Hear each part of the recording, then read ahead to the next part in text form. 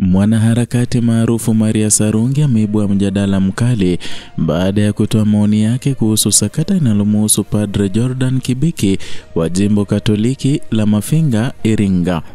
Tukio hili limezua hisia kali miongoni mwa wananchi na waumini, hasa baada ya jeshi la polisi la Iringa kubainisha kuwa Kibiki hakutekwa kama ilivyosambazwa kwenye mitandao ya kijamii, bali alitoa taarifa za uongo kufuatia matatizo ya kifedha na madeni makubwa yaliyomkabili.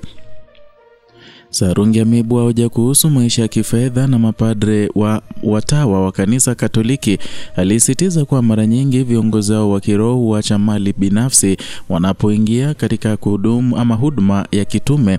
Hoja hii imeibua mjadala mpana kuhusu ni kwa namna gani mhudumu wa kanisa anaweza kukumbwa na madeni makubwa kiasi cha kupelekea kutoa taarifa za kupotosha umma.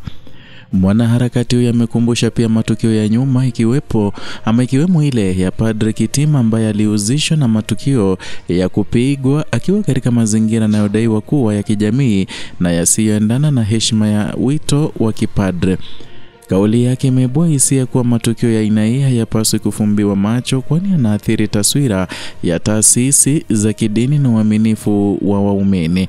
Sakata hili limezua maoni tofauti katika jamii, ambapo baadhi ya wananchi wanataka uchunguzi wa kina ili kubaini chanzo cha matatizo ya kifedha yanayokabili baadhi ya viongozi wa dini. Wengine wanaona kwamba suala hili linapaswa kushughulikiwa kwa uwazi ili kurejesha imani ya waumini kwa taasisi za kidini na kuhakikisha maadili ya viongozi wa kiroho yanazingatiwa kikamilifu. Jeshi la polisi la Iringa limeendelea kusisitiza msimamo wake kwamba taarifa za awali kuhusu kutekwa kwa padre huyo hazikuwa za kweli. Ni jambo ambalo limeongeza hamasa ya mjadala huu katika mtandao wa kijamii na mijadala ya hadharani. Wachambuzi wa masuala ya dini na jamii wameonya kuwa hali kama hizi zikipuuzwa zinaweza kuathiri mshikamano wa waumini na kuleta mtikisiko katika uaminifu wa taasisi za kidini. Kwa sasa mjadala huu unaonekana kuzidi kupata nguvu, huku wengi wakihimiza kuwepo kwa uwazi na uwajibikaji wa viongozi wa dini ili kulinda heshima na hadhi ya kanisa na kuhakikisha kuwa waumini wanaendelea kuwa na imani thabiti na viongozi wao wa kiroho. Na huu ndio mwelekeo wa sakata la Padre Jordan Kibiki na mijadala mizito iliyoibuliwa na kauli ya Maria Sarungi.